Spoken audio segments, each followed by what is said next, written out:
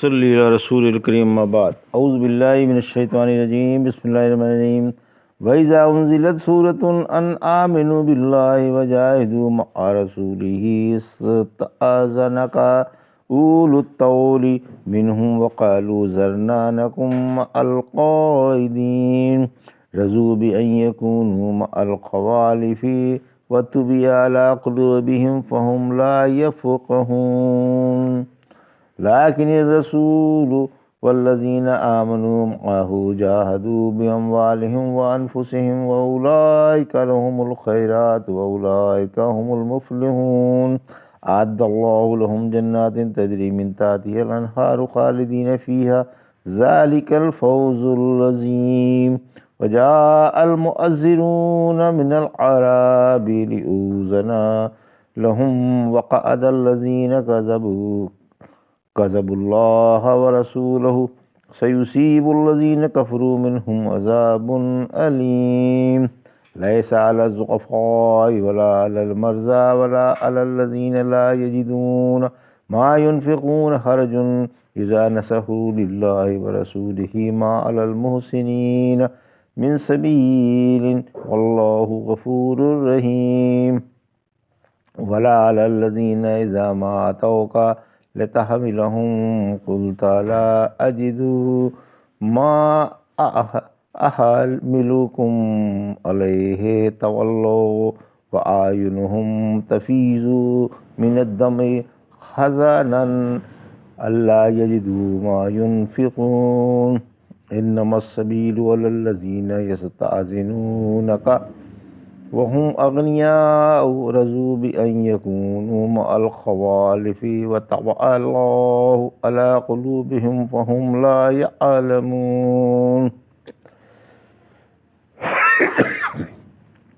ابھی آپ نے سورہ توبہ کی آیت 86 سے 93 کی تلاوت سماعت فرمائی۔ ان آیتوں کا ترجمہ اور تفسیر اس طرح ہے: وَإِذَا أُنزِلَتْ سُورَةٌ أَنْ آمِنُوا بِاللَّهِ وَجَاهِدُوا مَعَ رَسُولِهِ اسْتَأْذَنَكَ أُولُو الطَّوْلِ مِنْهُمْ وَقَالُوا ذَرْنَا نَكُن مَعَ الْقَاعِدِينَ۔ آیت 86۔ رضوا بأن يكونوا مع الخوالف وطبع على قلوبهم فهم لا يفقهون۔ آیت 87۔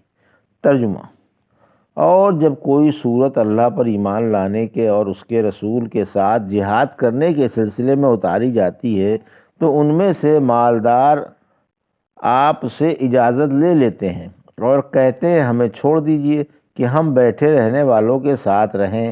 یہ تو عورتوں کے ساتھ رہنے پر راضی ہو گئے اور ان کے دلوں پر مہر لگ چکی ہے، لہٰذا اب یہ کچھ نہیں سمجھیں گے۔ یہ تھا سورہ توبہ کی آیت 86 اور 87 کا ترجمہ تفسیر۔ آیت 86: جہاد میں شریک نہ ہونے والوں کی مذمت، جہاد سے پیچھے ہٹنے والوں کی اور اس میں مقدور کے باوجود حصہ نہ لینے والوں کی مذمت ہے کہ آپ کے پاس مالداروں کا طبقہ آ کر کہتا ہے کہ آپ ہمیں تو معاف ہی فرما دیں اور گھروں میں رہنے دیں۔ یہ لوگ بے شرمی اور بے غیرتی پر راضی ہیں اور عورتوں کی طرح گھروں میں بیٹھ جانے پر مگن ہیں۔ خوالف یعنی عورتیں، کیونکہ مرد تو جنگ پر چلے جاتے ہیں اور عورتیں پیچھے رہ جاتی ہیں۔ معرکہ کارزار گرم ہوتا ہے تو منافق بڑے کچ دلے نکلتے ہیں اور جب لڑائی بند ہو جاتی ہے تو بڑھ بڑھ کر باتیں بناتے ہیں۔ سورہ احزاب کی آیت 19 میں فرمایا، یعنی پھر جب خوف یعنی جنگ آ جاتا ہے تو آپ انہیں دیکھیں گے کہ یہ آپ کو پھٹی پھٹی آنکھوں سے اس طرح جس پر موت کی غشی طاری ہوتی ہے دیکھنے لگتے ہیں۔ پھر جب خوف چلا جاتا ہے تو تمہیں تیز نظروں سے گھورتے ہیں اور بڑھ بڑھ کر باتیں بنانے لگتے ہیں، مگر لڑائی کے موقع پر ڈرپوک بن کر اور چوڑیاں پہن کر عورتوں میں جا گھستے ہیں۔ امن کے وقت تو ظلم و سنگ دلی کے پیکر بن جاتے ہیں، لیکن لڑائی کے موقع پر بھیگی بلی بن جاتے ہیں اور منہ چھپا کر گھروں میں عورتوں اور بچوں میں جا گھستے ہیں۔ آیت 87: یعنی جہاد میں شامل نہ ہونے اور رسول کے ساتھ نہ جانے کی وجہ سے ان کے دلوں پر مہر لگ گئی ہے، لہٰذا اب ان میں اپنے نفع نقصان کے پہچاننے کی صلاحیت ہی نہیں، کہ اچھے برے کو سمجھیں۔ لیکن الرسول والذین آمنوا معہ جاہدوا باموالہم وانفسہم واولئک لہم الخیرات واولئک ہم المفلحون۔ آیت 88۔ اعد اللہ لہم جنات تجری من تحتہا الانہار خالدین فیہا ذلک الفوز العظیم۔ آیت 89۔ ترجمہ: لیکن رسول اور ان کے ساتھ مسلمان اپنی جانوں اور مالوں سے جہاد کر رہے ہیں، انہی کے لیے بھلائیاں ہیں اور یہی مراد پانے والے ہیں۔ اللہ نے انہی کے لیے وہ بہشتی باغات تیار کر رکھے ہیں جن کے نیچے نہریں جاری ہیں، جہاں ہمیشہ ہمیشہ رہیں گے۔ یہ بڑی بھاری کامیابی ہے۔ یہ تھا ترجمہ آیت 88-89 کا۔ تفسیر: مدح اہل اسلام اور ان کی اخروی نعمتوں کا بیان۔ اوپر کی آیت میں منافقوں کی برائی تھی، اس آیت میں ایمان والوں کی تعریف ہے اور ان کی آخرت والی سدا بہار نعمتوں کا بیان ہے کہ ان کا حال یہ ہے کہ خود اللہ کے نبی اور ان کے ساتھ آپ کے جانثار ایمان والے ہر قسم کی قربانیاں اپنے آقا کی رضا کے لیے پیش کر رہے ہیں، جانیں بھی چھڑک رہے ہیں اور مال بھی لٹا رہے ہیں۔ آخرت میں انہی کے لیے جلیل الشان نعمتیں تیار ہیں اور فردوس کے سدا بہار باغوں میں انہی کے اونچے اونچے درجے ہیں۔ وجاء المعذرون من الاعراب لیؤذن لهم وقعد الذین کذبوا اللہ ورسولہ سیصیب الذین کفروا منہم عذاب علیم۔ آیت 90۔ ترجمہ: دیہاتیوں میں سے عذر کرنے والے دیہاتی آئے تاکہ انہیں بھی اجازت دے دی جائے اور وہ بیٹھے رہیں جنہوں نے اللہ سے اور اس کے رسول سے جھوٹ بولا تھا۔ جلدی ہی ان میں کافروں کو دکھ بھری سزا مل کر رہے گی۔ یہ تھا ترجمہ آیت 90 کا۔ تفسیر: معقول عذر والوں کا بیان۔ آیت 90۔ اس آیت میں سچے عذر والوں کا بیان ہے جو کسی شرعی عذر کی وجہ سے جہاد میں حصہ نہ لے سکے تھے۔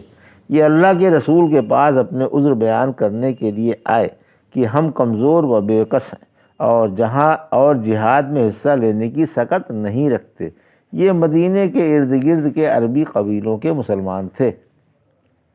لیس علی الضعفاء ولا علی المرضى ولا علی الذین لا یجدون ما ينفقون حرج اذا نصحوا للہ ورسولہ ما علی المحسنین من سبیل واللہ غفور رحیم۔ آیت 91۔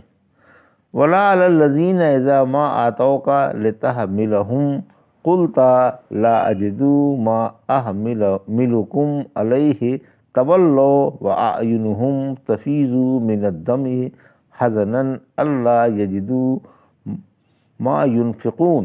آیت 92۔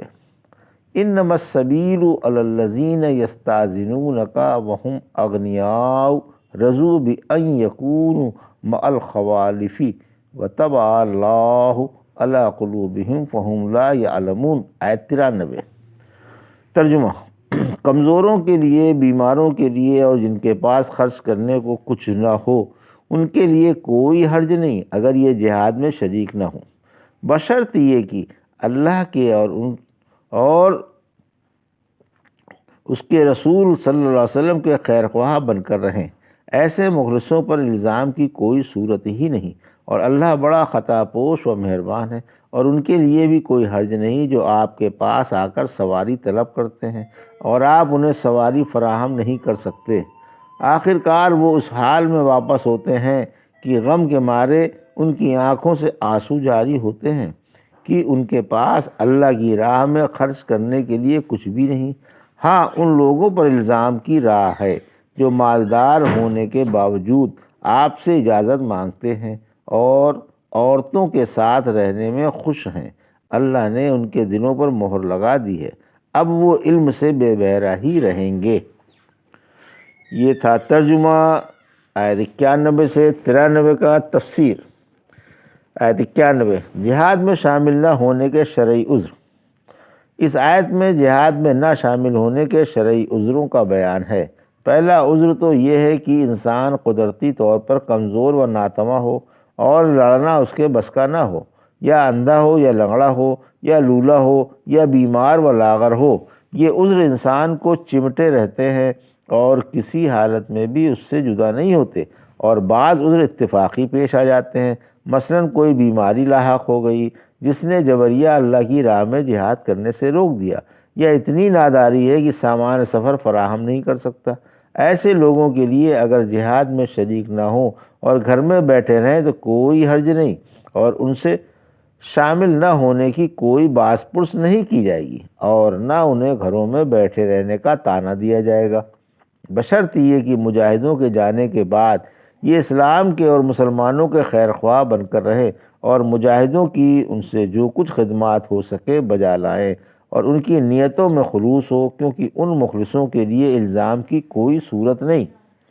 زید بن ثابت رضی اللہ عنہ فرماتے ہیں، میں کاتب وحی تھا اور سورہ برات لکھ کر فارغ ہی ہوا تھا کہ جہاد کا حکم اترا۔ آپ انتظار میں رہے کہ دیکھو کیا نازل ہوتا ہے۔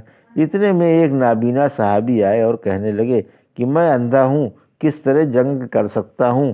آخرکار یہ آیت اتری، آیت 92۔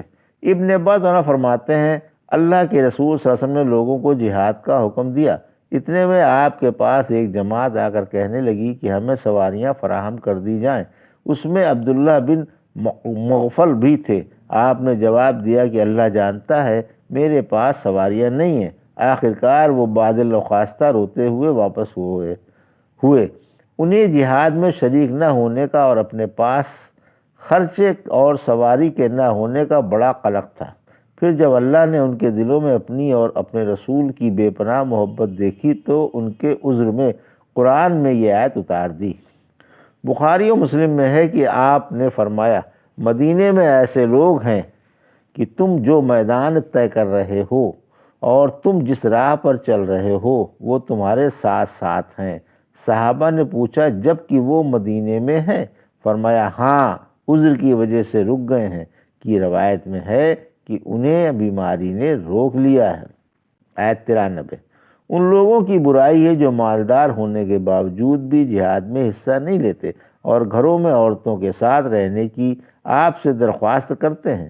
فرمایا، سخت افسوس اور ڈھیٹ پنے کی بات ہے کہ یہ عورتوں میں گھسے رہنا پسند کرتے ہیں اور جہاد سے جی چراتے ہیں۔ پھر فرمایا کہ ان کے دل سیاہ ہو چکے ہیں، ان پر مہر لگ چکی ہے، انہیں اپنے بھلے برے کا شعور بھی نہیں ہے اور اچھے برے میں تمیز بھی نہیں کر سکتے۔ یہ تھا سورہ توبہ کی آیت 86 سے 93 کا ترجمہ اور تفسیر جو ابھی آپ نے سماعت فرمائی۔ بارک اللہ لی و لکم فی القرآن الحکیم و نفعنا ایاکم بآیات الذکر الحکیم۔